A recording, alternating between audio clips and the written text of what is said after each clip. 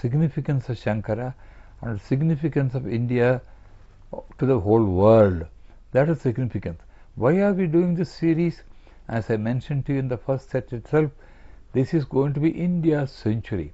Swami Vivekananda in 1895, when he was in the United States, gave a press conference to the journalists at that time. He said, "You Americans, this is your century, but the 21st century is going to be India's century.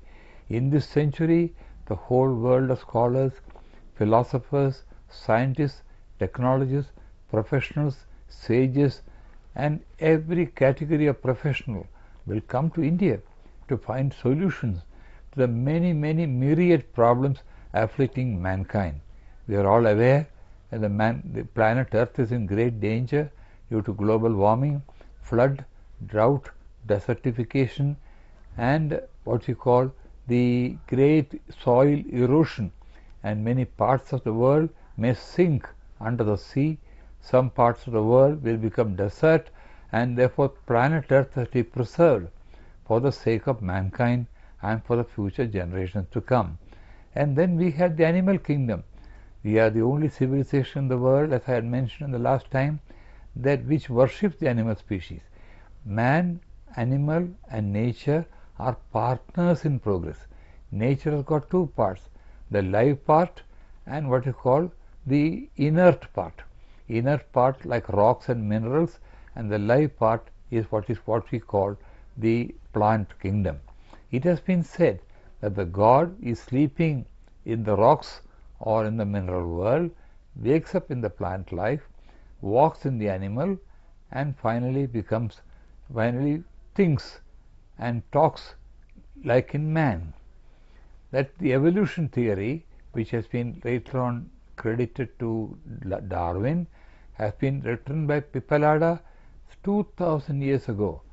Our own Dashavatara is a significant indication of the concept of evolution.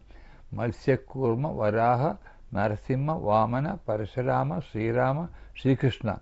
So the whole thing started with water. Earlier it started with the word Shabda or Om, and thereafter the whole creation took place. In Indian concept there is nothing called creation. It's only change in shape and form. As modern scientists have said, energy cannot be created or destroyed.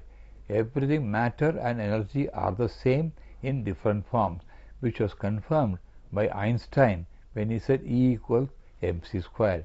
Our rishis, ancient rishis, have visualized all this through what is called Paravidya, what is called higher knowledge. We are all concerned technology, science, and what we teach, what is going on in the world, is called the Aparavidya or Avidya, meaning lower knowledge. Our rishis had higher knowledge. They got it through from the cosmic consciousness. They accessed it through meditation, yoga, japa, mantra, contemplation, and observing silence. Modern knowledge is acquired through experimentation using equipments. For instance, now the speed of light was written by Aryabhatta or Bhaskaracharya. Michelson came to know it about much later. The concept of evolution, the concept of gravitation, the sphericity of the earth, the Pythagoras theorem, they were all written by great rishis. So I take this occasion when we are going to discuss mankind in this series.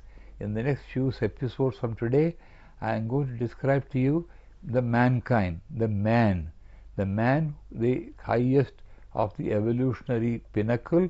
We are going to describe that, and therefore I pay a tribute to all the great rishis of India who, without putting their name, discovered the nature, discovered the secrets of nature, discovered the concepts of God, discovered the concept of Chaitanya, the soul, the spirit, the divinity, the godliness, the universal consciousness, awareness, or Brahman, as I mentioned earlier. So they pay a tribute on this occasion either to those gurus or teachers, Gurur Brahma, Gurur Vishnu, Gurudevo Maheshwaraha, Guru Sakshat Param Brahma, Tasmai Sri Gurave Namaha. Akhanda Mandala Akaram Vyaptam Yena Characharam Tatpadam Darshidam Yena Tasmai Sri Gurave Namaha. We should not forget our indebtedness to all the great rishis of India.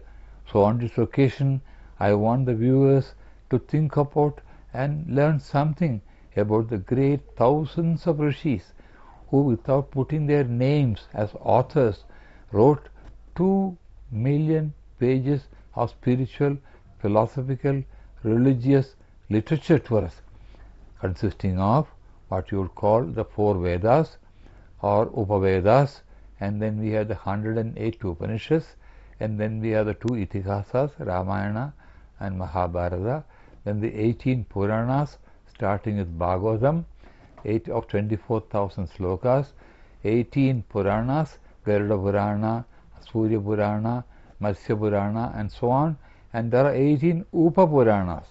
Then there is the Bhagavad Gita, which gave us a summary of all the Upanishads.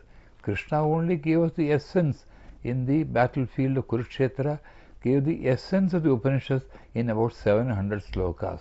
Then there is the Brahma Sutra, which has aphorisms written by great rishis of India, giving in small 8 words, they gave the substance of all our rishis. And thereafter we had Natyashastra, the Gandharva Shastra, the Kaudilya Shastra, the Manusmriti. Every aspect of human endeavor has been written by our ancient rishis. Bhrigu Vasishtam Gadirangirascha Manupurastya Pulahascha Gaudamaha Dalmyo Mariji Chavinoda Dakshaha Prahlada Narada Parasara Pundarika Vyasambarisha Shuga Shaunaga Bhishmadabhyan Rugmangadachana Vasishta Vishnadin Punyaniman Parama Bhagavan Smarami.